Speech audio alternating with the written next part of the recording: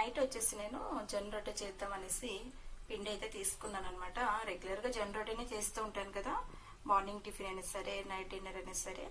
పైకి ఇప్పుడు సమ్మర్ కాబట్టి నేను చపాతీ చాలా అవాయిడ్ చేస్తుంటాను. మా బాబు అస్సలు తినడు, వాడి కోసం చపాతీ చేయాలి. నాకు ఆ చపాతీ పిండి తడపడము, ఆ చపాతీ రుద్దడము, తినడం చాలా కష్టము. అయితే అస్సలు ఇష్టం ఉండదు. మరి జొన్న రొట్టె ఎప్పుడు ఒకేలా కాకుండా కొద్దిగా డిఫరెంట్గా హెల్తీగా చూపిస్తాను. హెల్తీగా అంటే మనం రెగ్యులర్గా వాటితోనే కొద్దిగా డిఫరెంట్గా చూపిస్తాను.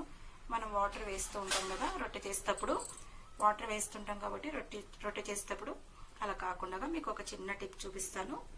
ఇది వచ్చేసి నేను మార్నింగ్ రైస్ వండింటాను కదా, రైస్ వండిన గంజి అనమాట. గంజి మేము చిన్నగా ఉన్నప్పుడు, గంజి అంటే ఒకటి గుర్తొస్తుంది. గంజి మేము చిన్నగా ఉన్నప్పుడు అంటే నాన్న ఫార్మర్ కదా, అప్పుడు మాకు స్నాక్స్ అలాంటివన్నీ చాలా కష్టము.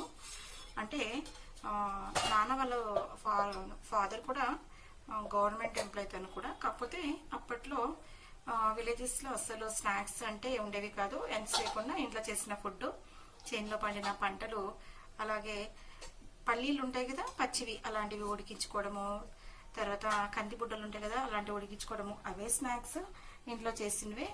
ఇంకా మరి అప్పట్లో అయితే మేము ఇట్లా అన్నం వచ్చిన గంజిలో వేడిగా రైస్ వేసుకొని కొద్దిగా సాల్ట్ వేసుకొని తినేవాళ్ళము. సూపర్ ఉండేది. మరి ఎంతమంది తినేవాళ్ళు, మేమైతే అలానే తినేవాళ్ళము.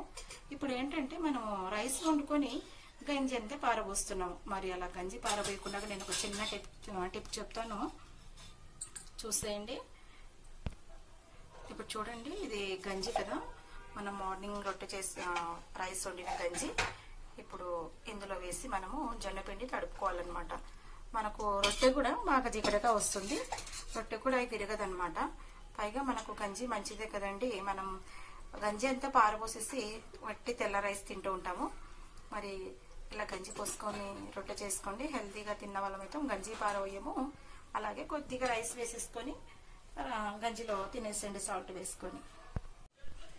జొన్న రొట్టె గంజి వేస్ట్ చేసాను కదా వాటర్ బదులు.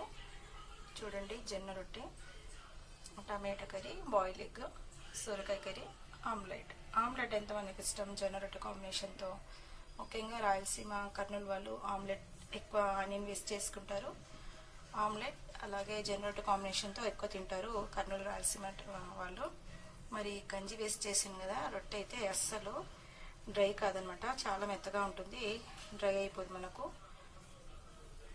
నెక్స్ట్ వచ్చేసి గంజితో రైస్, ఇందులో కొద్దిగా సాల్ట్ వేసి వేడి వేడి రైస్, మనం ఉంచుకున్న గంజి ఉంటుంది కదా